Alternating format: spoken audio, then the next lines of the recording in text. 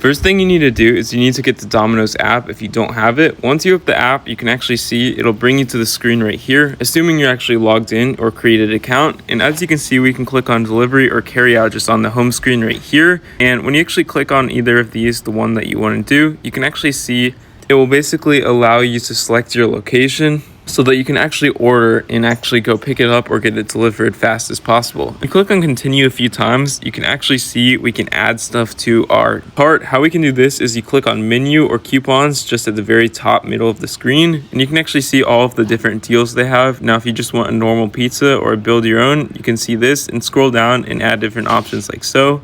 Click on add to order, and you can actually choose if you want extra, because they're obviously going to try to give you all these banner ads so that you spend more on their app. Once your order is ready, you want to click on the cart option in the top right hand corner. From here, you simply want to scroll down and click on the checkout option. You can see there's the coupons and my rewards and deals at the very top middle as well if you would like to use the deals. But when you click on checkout, you can actually see, just want to skip all of this, click on continue. And when you scroll down, you can actually choose your payment method, whether it be PayPal, Venmo, a card, or Cash App. You can see now our order has now been placed.